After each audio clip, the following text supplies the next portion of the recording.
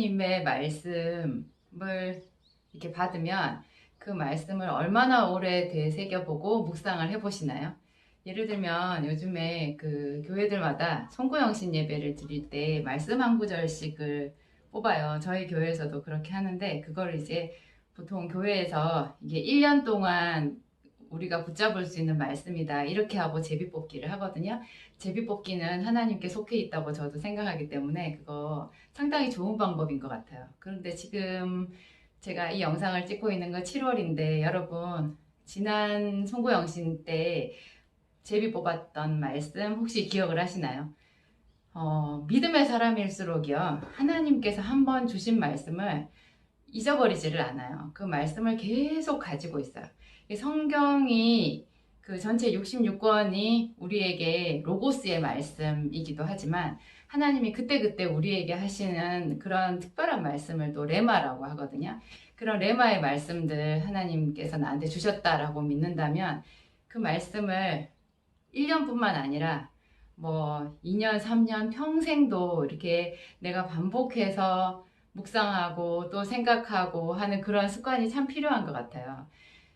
성경에서 그 약속에 아주 집요했던 사람 중에 한 사람이 제가 지금 계속해서 시리즈로 말씀드리고 있는 요셉입니다. 요셉은 정말 거기에 너무 탁월했어요. 요셉이 그렇게 어리숙하고 또 허물도 많고 별로 잘난 것도 없는데 하나님께 특별히 사랑을 받았던 이유 그 중에 하나 하나님의 말씀을 집요하게 붙잡았다라는 거. 그 사람이 어떤 식으로 하나님의 말씀을 붙잡았는지 한번 볼까요? 여러분 특별히 이제 야곱은 자기 할아버지 아브라함에게 하나님이 주신 약속 그게 이제 가나안 땅을 너와 너의 자손에게 주겠다라는 거였죠. 그게 아버지 이삭에게로 내려왔어요.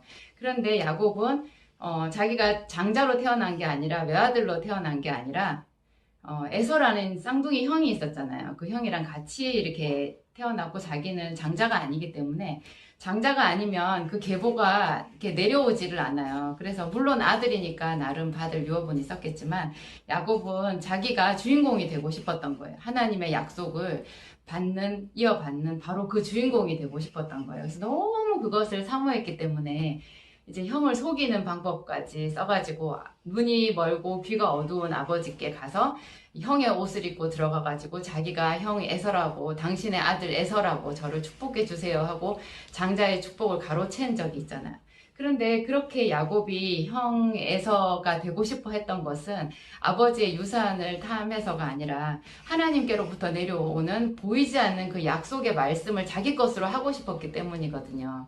여러분 그런 마음이 우리가 송구영신 때 한번 받은 말씀 혹은 다른 때 어떤 내가 예전에 하나님께서 나한테 특별 계시로 주신 어떤 말씀 목사님을 통해서 나한테 주신 말씀 그런 것을 평생 붙잡는 그런 것과 일맥상통한 거예요. 그러니까 내가 지난번에 받았던 작년에 받았던 그 전에 하나님께서 나한테 특별히 주셨던 말씀을 한참 동안 잊고 있었으면 나는 벌써 야곱과는 거리가 좀 믿음과는 거리가 먼 생활 방식으로 살고 있었다. 이렇게 자기 자신을 돌아볼 수도 있을 정도예요. 야곱은 그러니까 아브라함에게 주신 약속의 핵심이 땅이거든요. 가나안 땅. 그리고 너와 너의 자손에게 주리라. 네 자손이 모래알같이 많아지리라. 그리고 모든 족속이 너와 너의 자손으로 말미암아 복을 받으리라 그거였어요. 그러니까 그 눈에 보이는 어떤 핵심은 거기서 땅과 자손이에요. 자손이 번창한 것. 근데 야곱이 그의 일생을 통해서 그 사람이 살아가는 삶의 방향이 그 가나안 땅에 집중되어 있어요. 그 사람은 그 땅을 버리지를 못해요. 그런데 여러분 이상하잖아요. 아브라함은 그 약속을 물려줬을 뿐이지 가나안 땅에 땅 한 평 없었어요. 오직 하나 막벨라 굴이 있었죠. 헤브론 땅에 막벨라 굴. 그 자기와 자기 아내 사라와 이삭이 묻힌 그 막벨라 굴 그 주변의 땅 조금 그거밖에 없었어요. 그런데 설마 야곱이 그 땅 막벨라 굴을 가지고 그렇게 평생을 목숨 걸진 않았을 거거든요. 야곱은 하나님께서 말씀으로만 하셨고 아직 자기 손에 땅 문서로도 하나 없는 그 전체 보이지 않는 그 유산 그것을 원했던 거예요. 그러니까 이렇게 보통 일상적으로 우리가 마주치는 사람들, 또 저 같은 사람들하고도 이렇게 살아가는 그 가치관 자체가 너무나 달랐던 정말 믿음의 사람이었다라는 생각이 들어요. 어떻게 보이지 않는 그 땅을 그렇게 사모할 수 있냐고요. 이제 야곱이 그렇게 그것을 원해서 형을 속이고 그래서 도망자의 신세가 돼서 이제 겉으로는 이제 더 좋은 신부감을 얻기 위해서 이제 아버지께 허락을 받아가지고 이제 외삼촌 라반의 집으로 가는 거였는데 사실은 목숨을 위해서 도망가는 길이었거든요. 그 길에 이제 그 베델이라는 곳, 본래 이름은 루스라고 하는데 그 들판에서 잠을 자다가 거기서 이제 하나님을 만나잖아요. 그 제가 앞 시간에 말씀을 드렸는데 그때 하나님이 꿈에 나타나셔서 이제 야곱을 만나 주시는데 야곱의 사다리 유명하죠. 하늘과 땅을 이어주는 그 사다리 끝에 제일 위에 하나님이 계시면서 그 하나님이 야곱에게 약속하신 말씀이 내가 어디로 가든지 내가 너와 함께 하리라. 나는 너의 할아버지 아브라함, 내 아버지 이삭의 하나님. 내가 그 하나님이다. 내가 너와 함께 하리라. 내가 너희 조상에게 약속한 그 일을 내가 너에게 해주겠다. 이렇게 약속을 해주셨거든요. 그래서 야곱이 너무 좋아했는데, 그 전까지는 창세기 그게 28장에 나와 있는데요. 28장에 그 베델에서 야곱이 직접 그 약속을 받기 전까지는 야곱은 한 번도 하나님께 그가 그 약속의 주인공으로서 인정을 받지를 못했었어요. 그랬는데 그냥 자기는 주인공도 아니었지만 아버지에게 할아버지에게 이렇게 말로만 들었던 그 약속을 자기가 마음으로 붙잡았고 사모했고 그래서 목숨을 걸고 이제 자기 길을 가고 있는 거였거든요. 아버지의 모든 그 좋은 것, 아버지 집에 그 부요한 황태자처럼 살 수 있는 모든 삶을 포기하고 그 부요한 아버지 이삭을 떠나서 지팡이 하나만 가지고 목동 지팡이만 하나 가지고 이제 한 번도 본 적 없는 외삼촌 집으로 가고 있단 말이에요.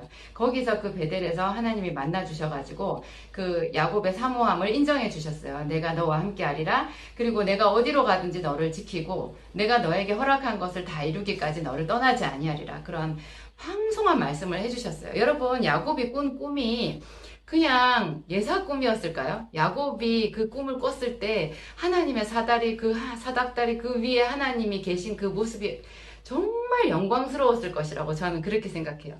그 꿈 속에 그 대단한 영광, 환상, 그 이상의 어떤 느낌으로 야곱이 받았을 것이라는 생각이 들어요.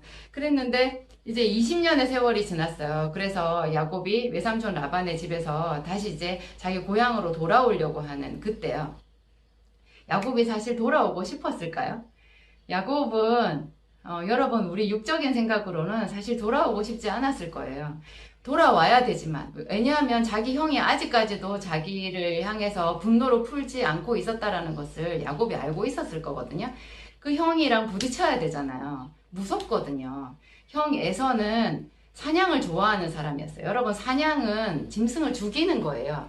사냥을 좋아하게 되면 피를 많이 보게 돼요. 좀 무서워요. 야곱은 굉장히 온순한 사람이라고 성경에 나오거든요. 그 온순한 야곱이 자기 형 그 칼을 들고 말을 타고 사냥을 즐겨하는 그 무서운 형의 손에 빠져들어가는 것 같이 그런 느낌이 들어서 정말 돌아오고 싶지 않았을 거예요. 그런데 하나님이 내 고향 내 족속에게로 돌아가라 이렇게 말씀을 하셨거든요. 바단 아람에서 자기 외삼촌 집에 있었을 때 20년이 거의 다 됐을 시점에. 그래서 야곱이 오래 고민을 하다가 결국 이제 자기 처자식을 다 데리고 그 짐승 떼를 다 데리고 돌아오는데 그 길이 성경을 깊이 묵상해야만 그 야곱의 고통의 길이었다라는 것이 느껴져요. 그냥 아무 생각 없이 읽으면 그게 어떤 야곱에게 무엇을 의미하는지 우리한테 와닿지를 않거든요. 저도 처음에 전혀 몰랐어요.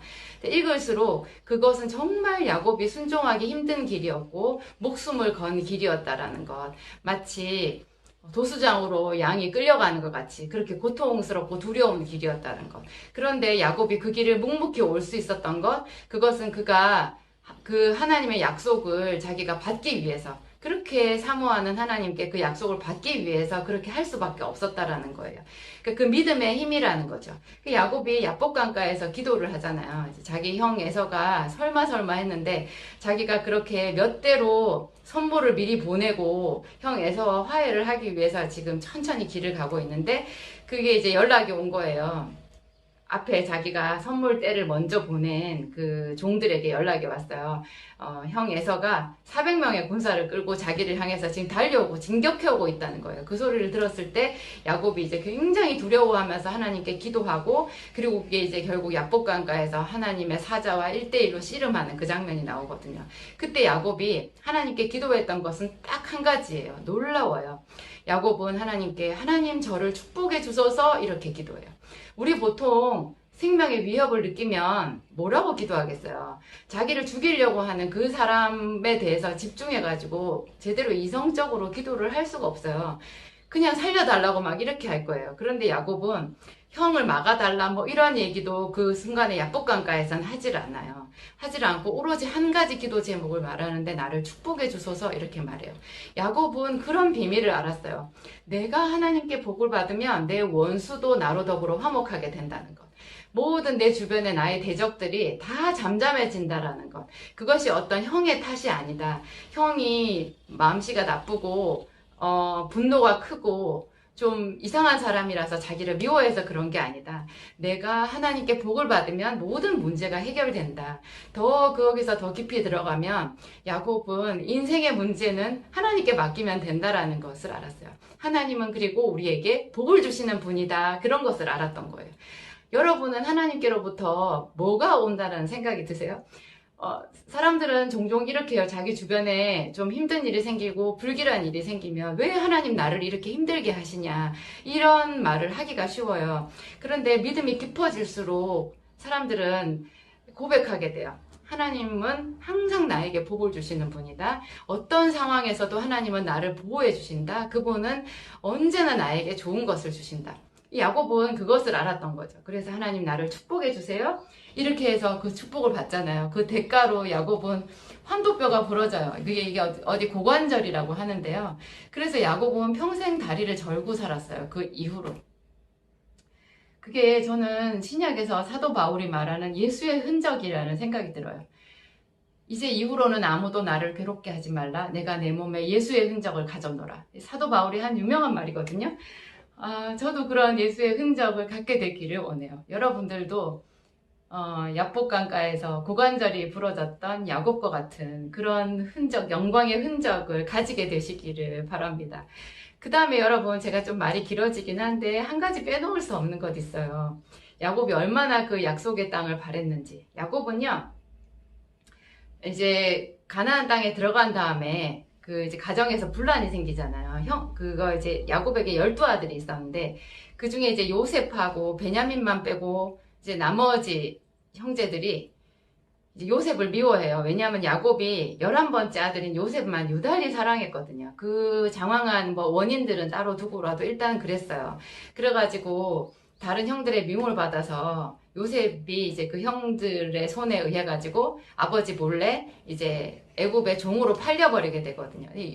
야곱은 아버지였지만 그 자녀들 간에 그런 분쟁이 있는지를 전혀 모르고 그냥 자기 아들 요셉이 들짐승에 의해서 찢겨서 죽은 줄 알아요. 그렇게 수십 년의 세월이 흘러요. 무려 요셉이 17살 때 팔려갔는데요. 나중에 37살이 넘어서, 요셉이 37살이 넘어서 야곱이 요셉의 소식을 듣게 되거든요. 그렇게 되는데 그때 그러면 야곱이 얼마나 기뻤겠어요. 게다가 단지 죽은 줄 알았던 자기 피 같은 아들 요셉이 살아있다는 것뿐만 아니라 그 요셉이 그 큰 애굽이라는 그 시대의 가장 큰 나라였던 애굽이라는 나라의 국무총리가 되어서 아버지인 자기를 모시고 오게 하려고 그 뭐 거의 황금마차 그런 수레를 보낸 거예요. 그 예물과 수많은 수행원들을 보내서 자기 아버지를 모셔오게끔 이렇게 보냈거든요. 그러면 얼마나 기뻤겠어요. 여러분, 예배드리다가 전화 오면 화들짝 놀라서 전화 받으러 나가시는 분들 계시죠? 하나님보다 그 사람이 더 급한 거예요. 제가 이렇게 말씀을 드릴 수도 있어요. 그럴 정도로 사실은 그렇게 우리 마음이 하나님과 좀 거리가 멀 수도 있거든요. 근데 야곱은 자기 아들이 죽은 줄 알았던, 자기가 가장 사랑했던 그 아들이 애굽의 황금마차를 보내서 자기를 오라고 기별을 하고 그렇게 했는데도 야곱은 너무 그것을 기뻐하면서도 애굽으로 내려가기를 선뜻하지 않아요. 선뜻해하지 않아요. 야곱은 가나안 땅에 있기를 더 원했어요. 왜냐하면 가나안 땅이 약속의 땅이거든요. 자기 아들을 이리 자기를 불러내려 오고 싶어 하고 있고, 지금 또 무엇보다도 가나안 땅은 그때 흉년이 들어가지고요. 먹을 양식이 하나도 없고, 그러니까 야곱도 재산적인 손해가 어마어마하게 많았던 거예요. 그 자리에 계속 있으면 알거지가 될 수도 있어요. 그러니까 재산적인 손해, 뭐 모든 것을요 다 통틀어서, 사실 누구라도 그 상황이면 그냥 버선발로 그 마차 타고 아이고 내 아들 보러 가야지 하고 갈 판이거든요. 그런데 야곱은 그렇게 하지 않아요. 야곱은 브엘세바로 가요. 브엘세바 조금 더 남쪽이긴 한데, 브엘세바 맹세의 우물이라는 뜻이죠. 거기 자기 할아버지 아브라함이 그 계약을 맺었던 곳, 아비멜렉이랑, 그 다음에 자기 아버지 이삭도 아비멜렉이랑 계약을 맺었던 어떤 맹세의 우물이라고 해서 이스라엘 가장 남쪽 단에 있는 곳이 브엘세바라는 곳인데, 그 브엘세바에 가서 거기서 하나님께 제사를 드려요. 하나님께 제사를 드려요. 정말 깊은 마음으로 야곱이 하나님께 제사를 드려요. 그때 하나님께서 야곱에게 나타나셔서 말씀하셨어요. 두려워하지 말아라. 내가 너와 함께 애굽으로 내려가겠다. 내 아들 요셉을 따라서 네가 내려가라. 내가 거기서 너로 큰 민족을 이루게 하겠다. 이렇게 말씀하시는 거예요.